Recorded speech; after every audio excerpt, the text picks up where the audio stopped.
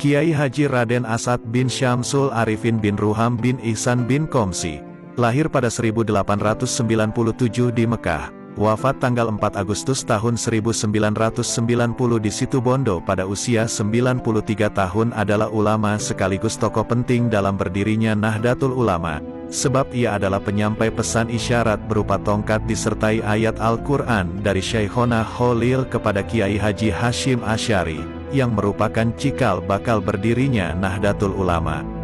Hingga wafatnya ia menjabat sebagai Mustasyar Pengurus Besar Nahdlatul Ulama dan juga sebagai pimpinan Pondok Pesantren Salafiyah Syafi'iyah, Situbondo.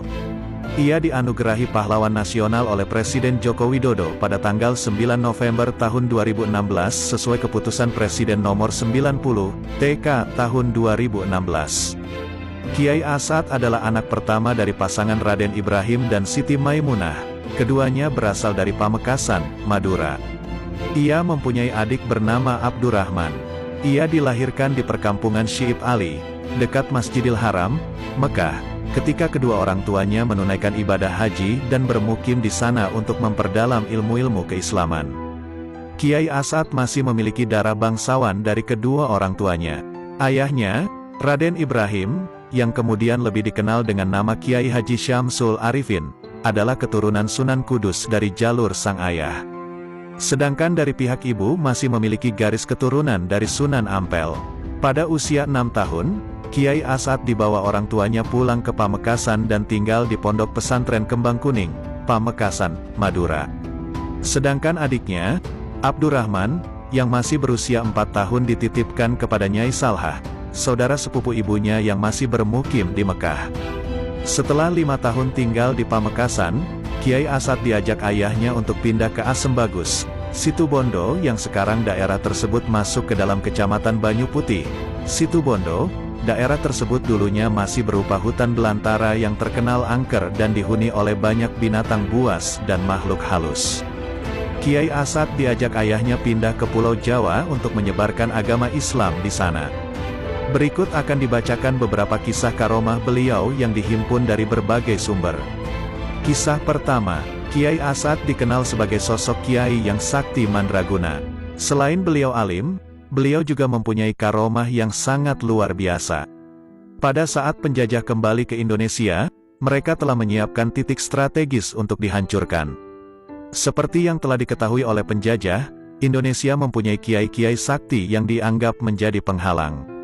Pada saat pesawat penjajah mencari pesantren Kiai Asad, beliau menyembunyikan pesantrennya dengan wasilah, bantuan, songkok. Songkok hitam tersebut diletakkan di halaman pesantren. Selain itu, menyuruh santrinya memagari pesantren dengan benang. Sebelum digunakan, songkok dan benang tersebut telah dibacakan hizib oleh Kiai Asad. Dan bisa ditebak, pesawat penjajah yang telah memutari pesantren Kiai Asad tidak bisa menemukannya. Bukan hanya pesawat, tank tempur milik penjajah juga tidak bisa menemukan di mana titik pesantren Kiai Asad. Pada hari berikutnya, Kiai Asad menyuruh seorang santri meletakkan songkok tersebut di tengah hutan.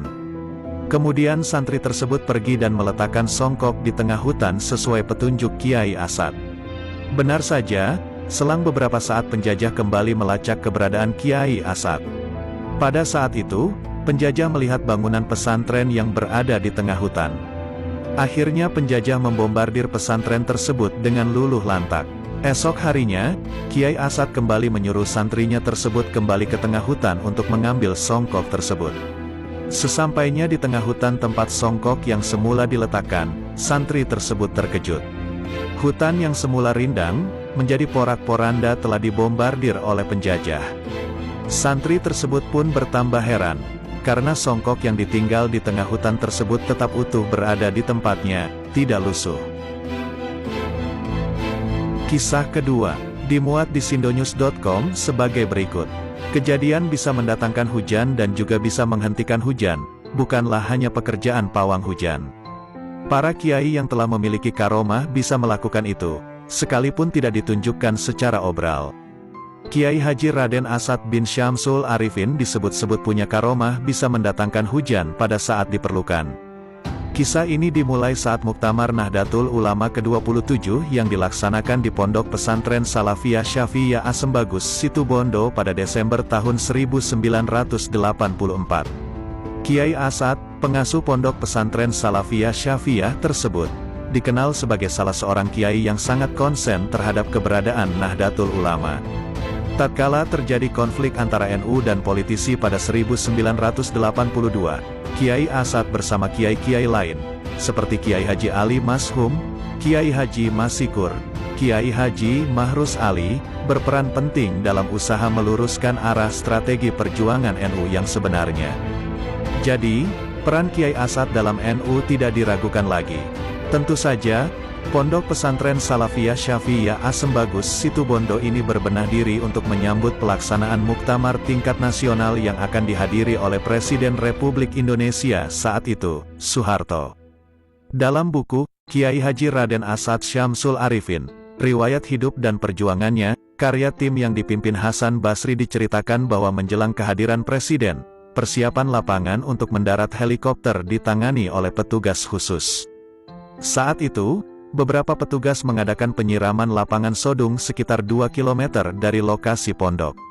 Maklum, ketika itu cuaca sangat panas sehingga agar debu-debu tidak beterbangan ketika helikopter yang dinaiki Presiden dan rombongan mendarat, lapangan sodung itu perlu disiram air.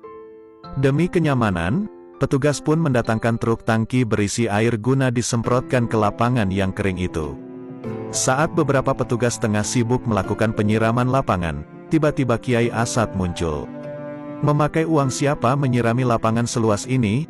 tanya Kiai Asad kepada para petugas. "Jika pemerintah memiliki banyak uang, lebih baik dipergunakan untuk memperbaiki jalan di sebelah utara saja. Percuma menyirami lapangan ini, sebentar lagi akan turun hujan. Lagi pula, Pak Harto tidak mendarat di lapangan ini," lanjut Kiai Asad kemudian.